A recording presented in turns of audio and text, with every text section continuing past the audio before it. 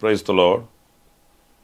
ప్రభు అయిన యేసుక్రీస్తు నామంలో మీ అందరికీ హోసన్నా మినిస్ట్రీస్ తరపున హృదయపూర్వకమైన వందనాలు తెలియపరుస్తున్నాను. ప్రభు మిమ్మల్ని ఆశీర్వదించి దీవించునుగాక.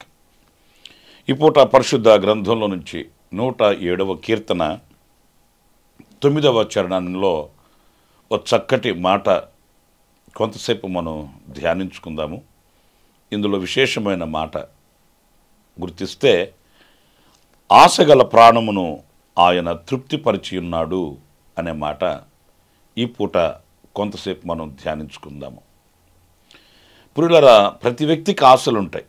ఆశలు లేని వ్యక్తి ఎక్కడ కూడా కనిపించడు. నరాలలో రక్తం ఎలా ప్రవహిస్తుందో అలాగే ఆ రక్తంలో ఎన్నో ఆశలు ప్రవహిస్తూనే ఉన్నాయి. ఆశించినవి ఎన్నో ఉంటాయి, కానీ అందుకునేవి కొన్నే ఉంటాయి, పొందుకునేవి కొన్నే ఉంటాయి. ఆశలు అనేవి ఆత్మ సంబంధంగా ఉంటాయి, శరీర సంబంధంగా కూడా ఉంటాయి. లోకానుసారమైనవి ఉంటాయి, పరసంబంధమైనవి ఉంటాయి. వాటిని మనం వివేచించి ఏది మనకు క్షేమము, ఏది మనకు ఆశీర్వాదకరం, ఏది మనకు దీవెనకరం అనేది మనం యోచించి వాటిని ప్రత్యేకించుకోవలసినటువంటి ఆ బాధ్యత మన మీద ఉంటుంది. ఆశలు ఉండడం తప్పేమీ కాదు, కానీ అవి దురాశగా ఉండకూడదు.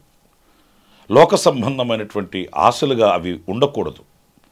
దానిని వివేచించగలిగినటువంటి ఆ జ్ఞానాన్ని మనం ప్రభు దగ్గర పొందుకొని ఆత్మ సంబంధమైన శ్రేష్టమైన వాటిల్ని మనం ఆశించాలి, కోరుకోవాలి. మన పితరులు కూడా వాళ్ళు శక్తికి మించిన గొప్ప కార్యాలు చేయ ఆశించారు. ప్రభు శక్తిని పొందుకున్నారు, ప్రభు పక్షాన నిలిచారు.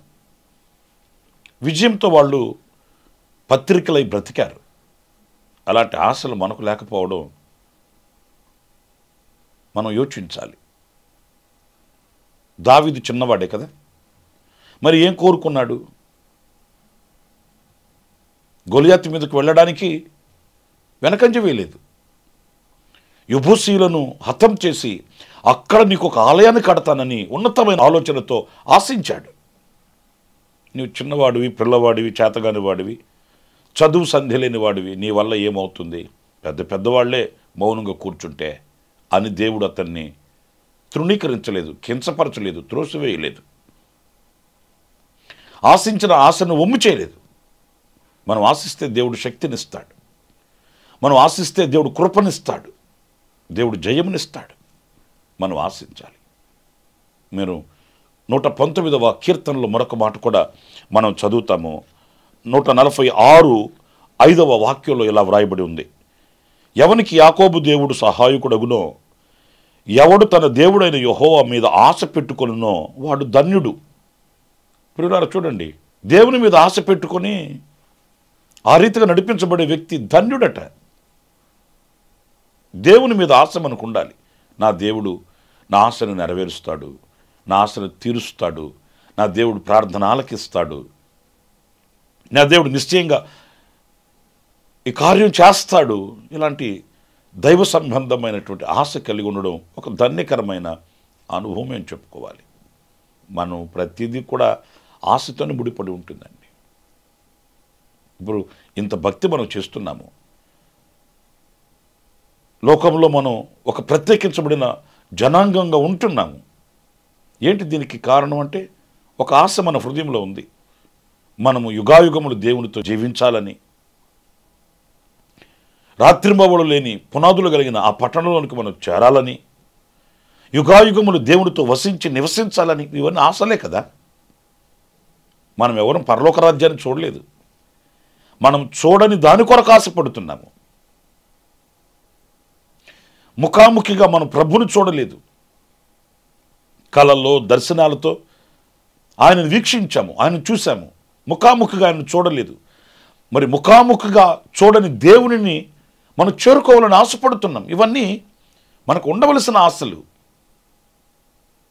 మనం పొందుకొనవలసిన ఆశలు. మనం ధన్యులము అని దేవుని వాక్యం చెప్తుందండి.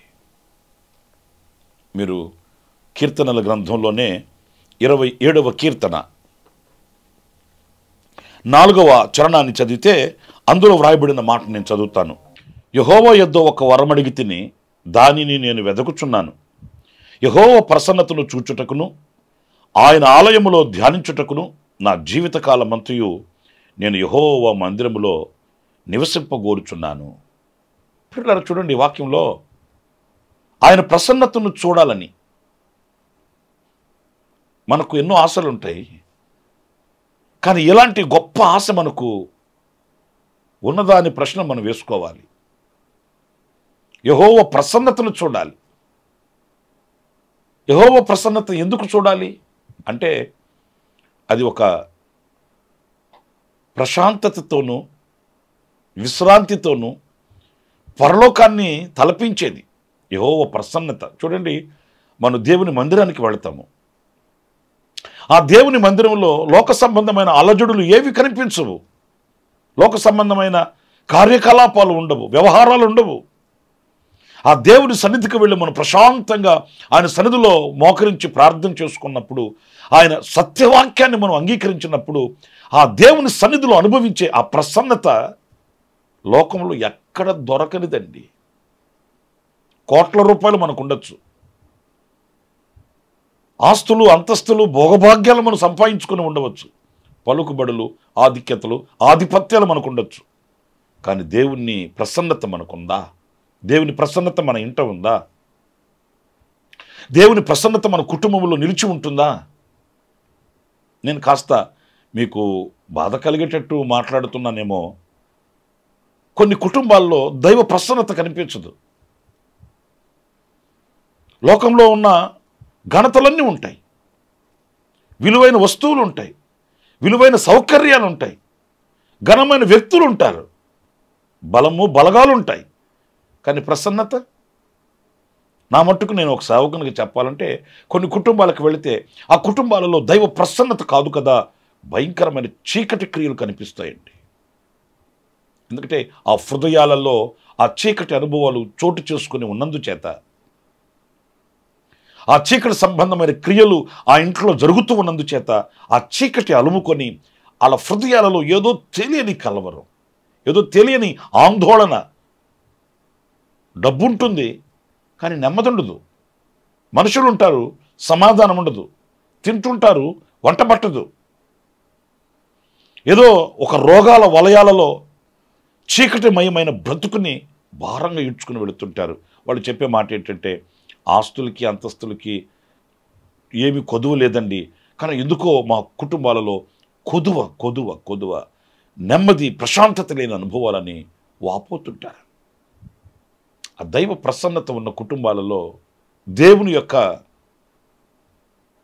ఆశీర్వాదం అనేది కట్టొచ్చినట్లుగా కనబడుతుందండి. నా ప్రియమైన సహోదరులారా, 10 రూపాయలు మనం సంపాదించుకున్నా అది మనకు ఆశీర్వాదకరంగా ఉండాలి. మనం కోట్ల రూపాయలు సంపాదించుకోవాల్సిన అవసరం ఏమీ లేదు. 10 రూపాయలే మనం సంపాదించుకొని వచ్చినా అది మనకు ఆశీర్వాదకరంగాను, అది మనకు దీవెనకరంగాను ఉంటే అంతకు మించినది భాగ్యం మరొకటి లేదండి. అదే సందర్భంలో నాకు పేదలు, నిరుపేదలైన కుటుంబాలు కొన్ని తెలుసు. వాళ్ళ కుటుంబాలకు వెళితే ఆ కుటుంబాలలో ఎంత ప్రశాంతంగా ఉంటుందో. నిరుపేదలు, చిన్న ఇల్లు, చిన్న చేతి పని, చిన్న ఉద్యోగం, కానీ ఆ కుటుంబంలో కూర్చొని వాళ్ళతో మాట్లాడుతున్నప్పుడు కానీ, దేవుని వాక్యాన్ని వాళ్ళకి అందిస్తున్నప్పుడు కానీ ఎంత ప్రశాంతంగా ఉంటుందో ఆ ఇంట్లో. ఎందుకంటే ఎప్పుడు ప్రార్థనలు జరుగుతుంటాయి, దైవ సన్నిధి ఎప్పుడు ఉంటుంది, ఎప్పుడు దేవుని వాక్యాన్ని గురించి వాళ్ళు తర్కించుకుంటూ ప్రార్థించుకుంటూ యథార్థవంతులై ఉంటారు. ఆ ప్రసన్నతని ఇట్టే గుర్తుపట్టచ్చండి. ఈ ఇల్లు దైవ ప్రసన్నత కలిగిన ఇల్లు అని గుర్తుపట్టచ్చు. ఈ వ్యక్తి దైవ ప్రసన్నత కలిగిన వ్యక్తి. నా ప్రియ సహోదరులారా, ఈ ఆశ మనకు ఉండాలి. ఆయన ప్రసన్నతను చూడాలని, ఆయన మందిరంలో, యెహోవా మందిరములో నివసింప కోరుచున్నాను. దేవుని మందిరములో నేను జీవించాలి, దేవుని మందిరం యొక్క ఆశీర్వాదం నా మీద ఉండాలి. ఇవన్నీ మన హృదయంలో ఉండవలసిన ఆశలు. కీర్తనకారుడు దావీదు చెప్తాడు, యెహోవా మందిరమునకు వెళుదమని జనులు నాతో అనినప్పుడు నేను సంతోషించి తిని. అది ఆశ. ఎప్పుడు నేను దేవుని మందిరానికి వెళ్ళాలి, ఎప్పుడు దేవుని సన్నిధిలో కాలాన్ని గడపాలి. దేవుని మందిరానికి వెళ్ళి ఆటపాట, కాలయాపన, లేకపోతే వ్యర్థమైన మాటలు కాదండి. దేవుని మందిరములో ఆయన ప్రసన్నతను చూచే విధంగా మనం ప్రవర్తించడం, కాలాన్ని గడపడం. దేవుని సన్నిధికి ఒక రోజున సెలవు దొరికింది. ఆ రోజు దేవుని సన్నిధికి వెళ్ళి ఆ దినమంతా దేవుని సన్నిధిలో గడపాలన్న ఆశ ఎంతమందికి ఉంటుంది? కొంత సమయం మనకు దొరికింది. ఆ సమయం దేవుని సన్నిధికి వెళ్ళి, దేవుని మందిరానికి వెళ్ళి మౌనంగా ఆయన సన్నిధిలో కాస్త కాలాన్ని గడుపుదాం అనే ఆశ ఎంతమందికి ఉంటుంది? సమయం దొరికినప్పుడు ఇంట్లో మోకరించి ప్రార్థన చేసుకుందాము, దేవుని వాక్యాన్ని ధ్యానిద్దాం, ఆ దైవ సన్నిధిని అనుభవిద్దామన్న కోరిక ఎంతమందికి ఉంటుంది? మనకు అనవసరమైన కార్యక్రమాలు ఎక్కువైపోయాయి. వ్యర్థమైన కార్యకలాపాలలో మనం మునిగి తేలాడుతుంటాము. కానీ దేవుని ప్రసన్నతను చూడాలన్న ఆశ కలిగిన వ్యక్తులు ధన్యులండి. ఆ ప్రసన్నత వారికి ఆయుష్నిస్తుంది, ఆరోగ్యాన్ని ఇస్తుంది, క్షేమాన్ని ఇస్తుంది, సంతోషాన్ని ఇస్తుంది, సమృద్ధినిస్తుంది. ఆ దైవ ప్రసన్నత జీవితకాలమంతా ఈ ఒలివ మొక్కల వలె ఉండేటట్లు వాళ్ళని పెంచుతుంది. మరొక మాట కూడా మన పరిశుద్ధ గ్రంథంలో 119వ కీర్తన 20వ చరణాన్ని నేను చదువుతున్నానండి. నీ న్యాయ విధుల మీద నాకు ఎడతగని ఆశ కలిగి ఉన్నది, దాని చేత నా ప్రాణము క్షీణించుచున్నది. సహోదరులారా గమనించండి, ఇక్కడ ఎంత ఘాటైన పదాన్ని ఉపయోగించాడో చూడండి. దాని చేత నా ప్రాణము క్షీణించుచున్నది. ఏమండి, ప్రాణం క్షీణించిపోయే అంత ఆశ. పిల్లలైన వాళ్ళు తల్లిదండ్రుల మీద దిగులు పెట్టుకుంటారు, బయటికి చెప్పుకోలేక ఏదో వాళ్ళకున్నటువంటి కష్ట పరిస్థితులను బట్టి కుమిలిపోతుంటారు. అప్పుడు పెద్దవాళ్ళు ఏమంటారంటే, ఏంట్రా దిగులు పెట్టుకున్నావా, ఏంటి ఇలాగైపోతున్నావు, ఏంటి తగ్గిపోతున్నావు, ఏంటి ముఖంలో కళలేదేంటి, ఏంటి నీ దిగులేంటి? అది క్షీణించిపోవడం. ఆ దిగులు లేకపోతే ఆ అసంతృప్తి గుండెను, హృదయాన్ని వేధిస్తుంటుంది. ఈ భక్తుడు అంటాడు, ఆయనకున్న వేదన, ఆయనకున్న ఆశ, ఆయనకున్న కాంక్ష ఏంటంటే నీ న్యాయ విధుల మీద, దేవుని వాక్యం మీద. ఇంకా వాక్యాన్ని ధ్యానించాలి, చదవాలి, తెలుసుకోవాలి. ఆ ఆదరణ కలిగించే వాక్యం, ధైర్యాన్ని కలిగించే వాక్యం, బలమునిచ్చే వాక్యం నాకు కావాలి. ఆ వాక్యాన్ని నేను ధ్యానించాలి. ప్రియమైన వారలారా, ఒక ఆత్మ సంబంధమైన ఒక వ్యక్తికి ఉన్న ఆశ చూడండి. నేను గొప్పవాడిని అవ్వాలి, ఉన్నతంగా ఉండాలి, ఉన్నతంగా తిరగాలి, మా వాళ్ళలో నేను పేరు సంపాదించాలి. ఇవి కాదు ఆయనకున్న ఆశ. ఆయన క్షీణించిపోతున్నాడట ఆ ఆశ చేత. ఏంటంటే నేను ఆధ్యాత్మికంగా బలపడే శక్తినిచ్చే దేవుని వాక్యం. వాక్యమే దేవుడు, దేవుడే వాక్యం కదా. ఆ ఆశను కలిగి ఉన్నాడట. ఆ ఆశని వ్రాతపూర్వకంగా వ్రాసుకుంటున్నాడు. నేను ఒక్క మాట మిమ్మల్ని స్వతంత్రంగా అడుగుతున్నాను, దేవుని వాక్యానికి మీకు ఉన్న బంధం ఎలాంటి బంధం? ఆపద వచ్చినప్పుడు వెళ్ళి వాక్యాన్ని చదివే బంధమా, లేకపోతే సమృద్ధిగా ఉన్నప్పుడు మాత్రమే వాక్యాన్ని చదివి వాక్యాన్ని వినే బంధమా, తాత్కాలికమైన అనుబంధమా, లేకపోతే శాశ్వతమైన బంధమా? మీరు ఒక్కసారి ఆలోచించండి. ఒక పూట మనం భోజనం చేయకపోతే ఆ బలహీనత, బడలిక మన శరీరంలో కనిపిస్తుంది.